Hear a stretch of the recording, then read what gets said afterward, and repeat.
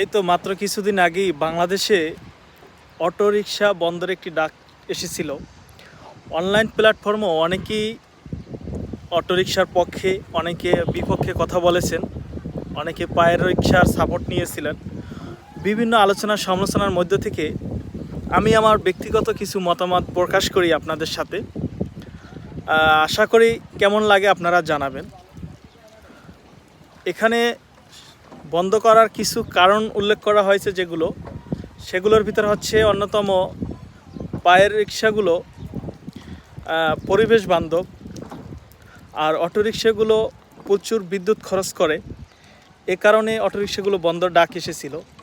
আমি বলবো, অটোরিকশাগুলো যদি প্রচুর পরিমাণ বিদ্যুৎ খায়, তাহলে অফিস, আদালত, বাসা, বাড়িতে যে অল টাইম এসি চলে, সেগুলোতে কি বিদ্যুৎ খায় না?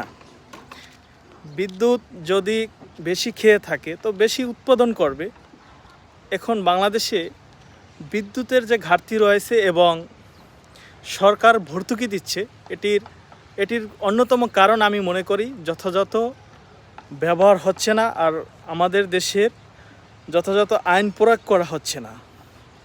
বিদ্যুতের প্রচুর পরিমাণ অপচয় হয়ে থাকে, অন্যায়ভাবে খরচ হয়ে থাকে, অবৈধভাবে খরচ হয়ে থাকে, যার কারণেই সরকার ভর্তুকি দিয়ে থাকে। আমি মনে করি এগুলো যদি বন্ধ করতে পারে, সেক্ষেত্রে ভর্তুকি দেওয়ার কোনো প্রয়োজন হতো না। আমার ম্যাক্সিমাম দেখা অটোর যে গ্যারেজগুলো রয়েছে, যেখানে চার্জ করে শত শত অটো, যেখানে প্রচুর পরিমাণ হাজার হাজার ইউনিট, লক্ষ লক্ষ ইউনিট পড়ে, সে গ্যারেজগুলোতে কিন্তু অবৈধভাবেই ব্যবহার করে থাকে। এগুলো কে দেখবে? যারা দেখার দায়িত্ব পেয়েছে, যারা দেখার কথা, তারা মাসে একটা মোটা পরিমাণের টাকা এই গ্যারেজ মালিকদের কাছ থেকে নিয়ে মুখ বুজে এগুলো মেনে নেয়। তো এগুলো যদি তারা মেনে না নিত, সঠিকভাবে যদি তারা টাকাটা সরকারি ফান্ডে জমা দিত, তাহলে আমার মনে হয় এই ভর্তুকিগুলো আর দেওয়া লাগতো না। এরকম বড় বড় যে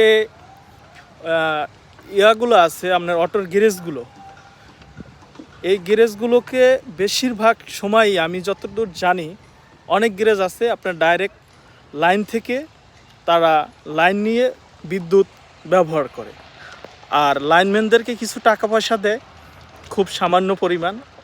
এগুলো সরকারি ফান্ডে যথাযথ টাকা জমা যায় না। আমার মনে হয় এইগুলোকে বন্ধ করতে হবে, এবং অটোরিকশাগুলো আমি মনে করি পরিবেশ বান্ধব এবং সাশ্রয়ী।